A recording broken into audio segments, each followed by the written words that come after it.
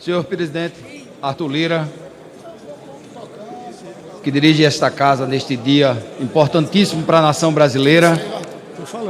Senhores brasileiros, meus amigos pernambucanos, venho aqui rapidamente colocar a verdade que está acontecendo neste momento nessa casa. A verdade é que Lula está desvalorizando o real. Ele está matando o plano real para equilibrar as suas contas, equilibrar as contas da gastança desenfreada do governo. No início de 24, o salário mínimo foi reajustado para 1.412. O dólar estava em 4,85. O brasileiro recebia, portanto, 291 dólares naquela época. Hoje temos um aumento do mínimo que passou para 1.500. Acontece que o dólar está custando em torno de R$6, mais de R$6. O brasileiro passou a ganhar 238 dólares. Isso significa que o brasileiro perdeu 20% do seu poder de compra. 90% da química que produz nossos remédios vem de outros países. O real desvalorizado significa remédio mais caro para o povo brasileiro. Os insumos da nossa agricultura também vêm de fora do país. Isso significa comida mais cara na mesa do povo brasileiro. Comida mais cara, remédio mais caro, condução mais cara.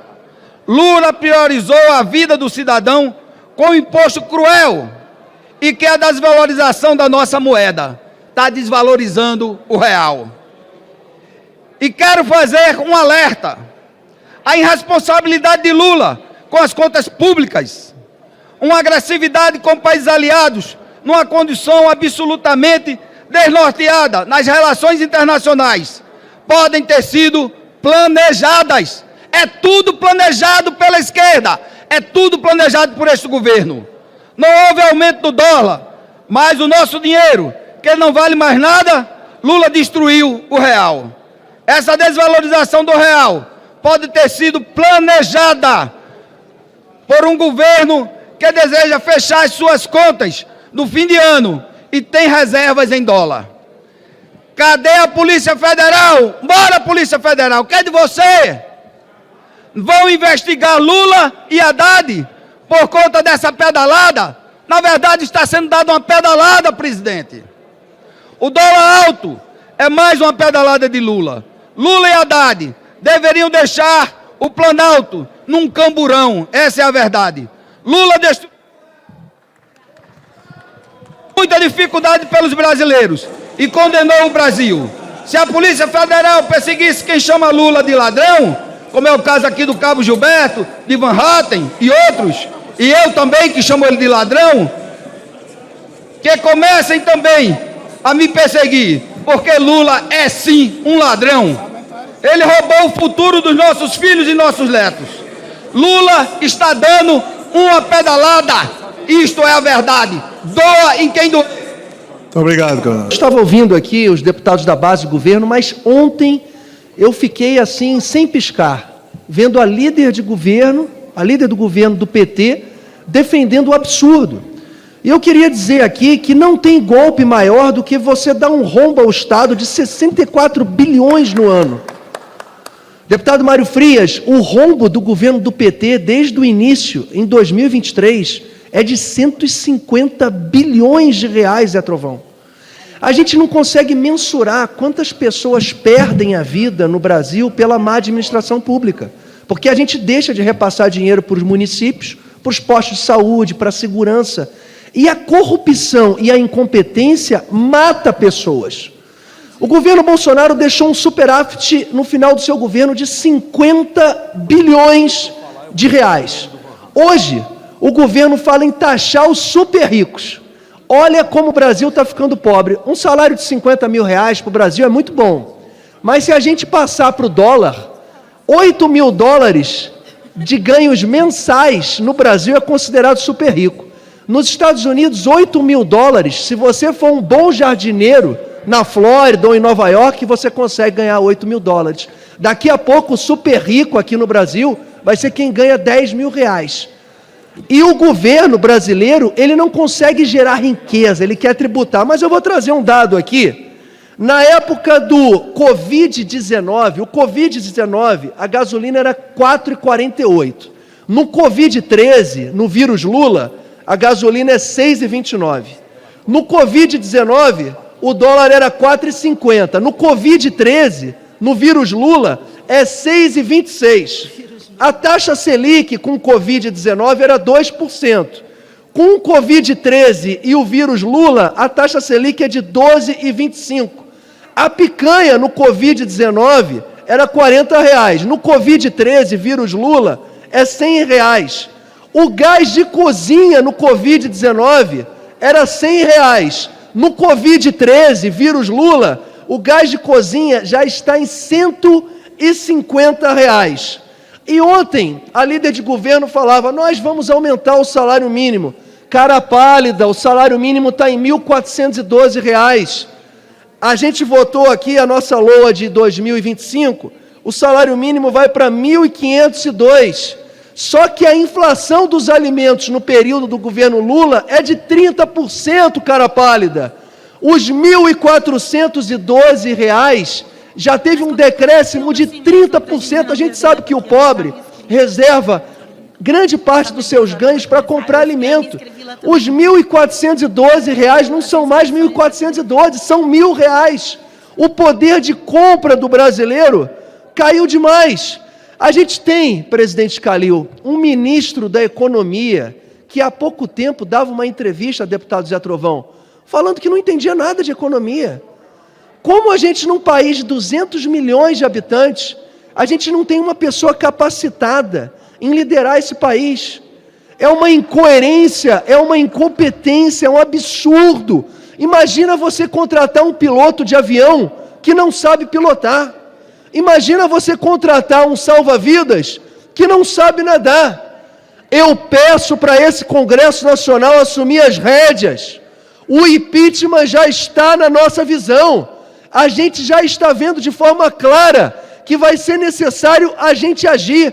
A gente tem um presidente com um histórico de corrupção no seu currículo, que não está nada aí, não está com vontade nenhuma de ajudar o nosso país. O deputado Mário Frias falou muito bem, os gastos da senhora Janja e do senhor Lula, de 20 mil euros numa suíte na Europa, o discurso dele não reflete a realidade dos seus gastos. A gente tem um governo incompetente, inconsequente, e agora eu vou abrir meu coração aqui. A gente tem a Rede Globo, que já teve tantos bons profissionais no seu quadro. Parece que a gente vive em um estado, parece que a gente está em Angola, num estado de exceção, que a gente tem uma TV estatal dando voz às pessoas a se defenderem, o seu público caiu, a audiência caiu, as pessoas não dão mais crédito para essa mídia, e o governo hoje se baseia em fake news, presidente Calil, mais 30 segundos, por quê? Dizer que o mercado financeiro se baseia em tweet. Hoje a gente tem uma secretaria do governo que vai investigar um Twitter que foi um meme. É verdade isso? A gente tem um país derretendo. E eu peço aqui para esse Congresso Nacional agir, presidente Calil. A gente não pode sacrificar futuras gerações em relação à temeridade desse governo, desse desgoverno do PT. Obrigado, presidente Calil. Chegamos ao segundo turno dessa votação, que é importantíssima para o Brasil. Uma proposta de emenda à Constituição, mas é importantíssima não no sentido de ser aprovado, mas no sentido de ser rejeitado. Tivemos essa oportunidade no primeiro turno, infelizmente perdemos. Mas ontem, o placar aqui nesta Câmara dos Deputados demonstrava a vontade do povo brasileiro de rejeitar uma proposta de emenda à Constituição que não faz nem cócegas na incompetência do desgoverno Lula e não fazia nem cócegas, ou melhor, não faz nem cócegas nas despesas que crescem assustadoramente no país e não dão nenhum tipo de confiança para a população brasileira de que nós estamos indo no rumo certo. Aliás, isso se percebe pela alta do dólar e a altíssima volatilidade do câmbio que estamos observando nos últimos dias. E o dólar vem subindo de elevador, mas desce de escada. Sobe de elevador, desce de escada. É só ver como ele estava antes. Aliás, é só ver o que diziam os petistas lá atrás, na época do governo Bolsonaro, quando o dólar estava 4,80, 5, fazendo, inclusive, gozação, dizendo que chegaria, quem sabe, a 6, e quem entregou um dólar maior do que 6 à população brasileira, o maior da história? O PT, Lula. Agora, neste momento de discussão do segundo turno desta PEC, peço aos colegas parlamentares que votem de acordo com aquilo que o povo brasileiro espera. Contra uma PEC que, além de não fazer cócegas nas contas públicas, ainda por cima tira de quem mais precisa e não corta daqueles que são os verdadeiros privilegiados, nem daqueles que compõem o gasto público em maior parte, sobretudo os amigos do rei, sobretudo aqueles que estão próximos do poder. Nós advogamos por um corte de gastos que seja realmente de acordo com a expectativa da população brasileira. Nós não vemos isso acontecer com esse desgoverno e vocês podem ter certeza que, ainda que seja aprovada esta proposta de emenda constitucional na tarde de hoje, não fará a diferença que se espera de acordo com os defensores no lado do governo. De jeito nenhum. Até porque dizem que esperam isso, mas nunca dá para confiar naquilo que dizem esperar. Mas, tirada essa perspectiva sobre as falácias e as mentiras que são contadas o dia inteiro pelos representantes do governo, a realidade vai comprovar aquilo que estou eu dizendo neste momento e que a oposição toda tem alertado. Um governo presidido por uma pessoa que não deveria jamais ter saído da cadeia, só vai fazer as maldades que tem feito e vai continuar levando o Brasil para o fundo do poço. O buraco em que Dilma Rousseff já enfiou o Brasil uma vez, isso em época de bonança internacional. O buraco em que Dilma Rousseff do PT colocou o Brasil uma vez, com milhares de desempregados, com contas públicas em déficit e uma recessão enorme. Depois, com Temer e com Bolsonaro, ajuste nas contas públicas e apesar da pandemia,